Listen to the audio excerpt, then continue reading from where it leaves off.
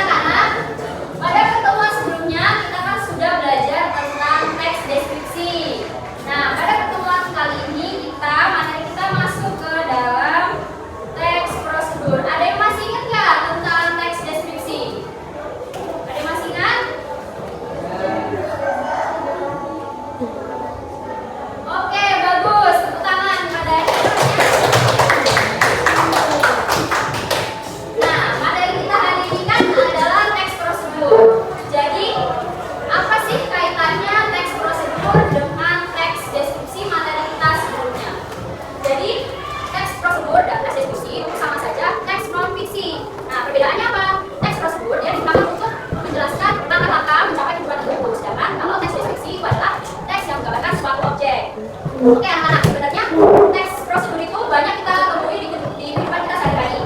Karena hakikatnya manusia hidup itu pasti membutuhkan panduan. Seperti contohnya, ketika kalian melihat di belakang buku insan, ada. Nah, di belakangnya itu pastikan kalian pernah lihat tuh di belakang tulisannya, kayak cara penyajiannya, ada kan? Nah, kemudian ada alat bahannya, apa aja? Contohnya berupa panci. Kemudian apalagi kalau masaknya alatnya yang dibutuhin? Air itu termasuk alat atau bahan? Nah, kita akan bahas tentang apa sih itu teks prosedur.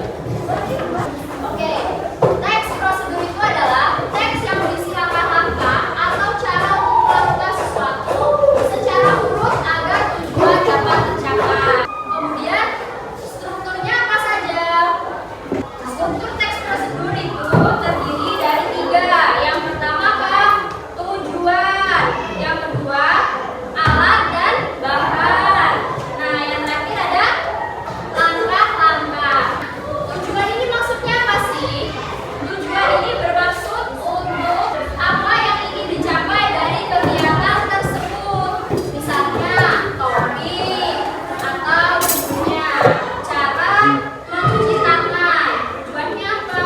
Untuk membersihkan tangan agar terhindar dari kuman. Nah, yang kedua apa tadi? Alat dan bahan. Alat itu adalah benda yang digunakan untuk membantu pekerjaan. Kalau bahan itu apa? Bahan itu adalah sesuatu yang akan diolah atau digunakan dalam proses tersebut. Sampai sini paham? Nah, sekarang ditanya, kalau panci itu termasuk alat atau bahan? Oke, bagus. Kalau mie instan termasuk apa? Ya, bagus jawabannya.